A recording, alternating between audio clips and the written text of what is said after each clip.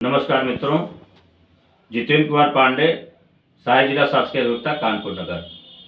मैं आज आपको माननीय सर्वोच्च न्यायालय के जस्टिस अभय एस ओका और जस्टिस राजेश बिंदल साहब ने सिविल अपील 1544/23 जो Bajaj Allianz general insurance company versus Mukul Agarwal में सुनवाई करते हुए एक व्यवस्था दी है कि बीमा धारक बीमा पॉलिसी कवरेज से अधिक दावा नहीं कर सकता है। घटना इस प्रकार है कि सन 2005 में मुकुल गोयल जो गुड़गांव में सर्विस करते थे और वहां से आते समय रास्ते में उनकी कार क्षतिग्रस्त हो गई। BMW कार जो उन्होंने डाल्फर से खरीदा था वो क्षतिग्रस्त हो गई और कार में 80% उसमें नुकसान हो गया। इस पर कार चूंकि हाईवे पर क्षतिग्रस्त हुई, इन्होंने उसके बाद उसको वहाँ के बॉक्स को जो उनका गैरेज था वहाँ भेज दिया और इन्होंने उसको 2 दिन बाद 3 दिन बाद उसकी सूचना दी बीमा कंपनी को।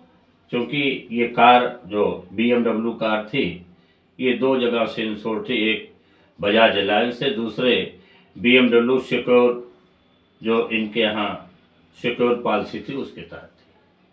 अब इसमें इनके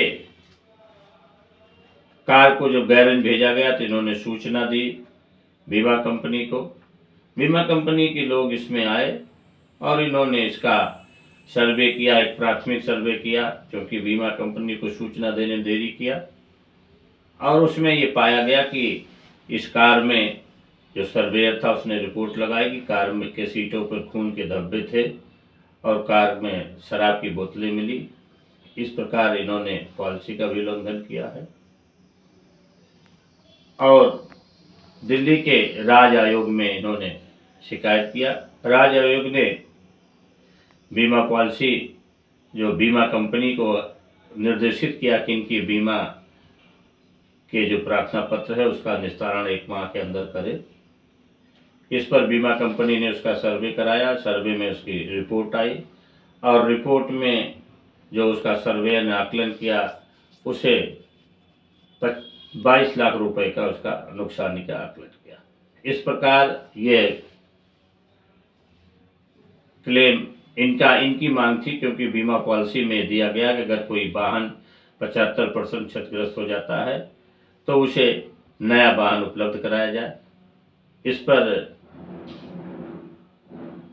मुकुल अग्रवाल इस पर नया BMW कार उनसे लेना चाहते थे और इस प्रकार जब बीमाकर्ता ने इसको मना कर दिया कि कोई कार ऐसा उपलब्ध नहीं है और आपने पॉलिसी नियमों का उल्लंघन किया है, इसमें पॉलिसी धारक को इसकी सूचना देनी चाहिए था। इस पर राज्य आयोग ने आदेशित किया कि इन्हें 25 लाख रुपए का भुगतान किया जाए और 50,000 रुपये इनको आर्थिक मानसिक उत्पीड़न के लिए तथा 10,000 रुपये मुकदमे खर्चे के लिए आदेश कर दिया। इस पर बीमा कंपनी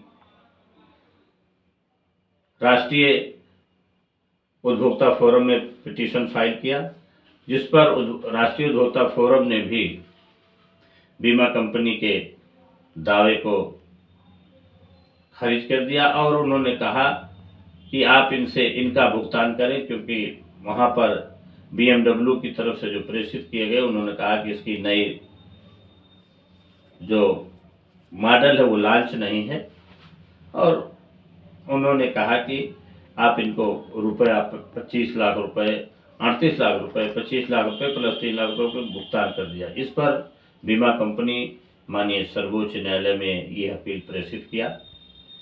इस पर जस्टिस अभय एस ओका और जस्टिस राजेश बिंदल साहब ने एक पॉलिसी तय किया, विभिन्न रूलिंगों को विभिन्न जजमेंटों का हवाला देते हुए कहा कि बीमा धारक बीमा पॉलिसी कवरेज से अधिक दावा नहीं कर सकता है और बीमा पॉलिसी की शर्तें जो बीमा कंपनी में देनदारी है उन निर्धारित शर्तों को पढ़ा जाना चाहिए। इस प्रकार वाहन स्वामी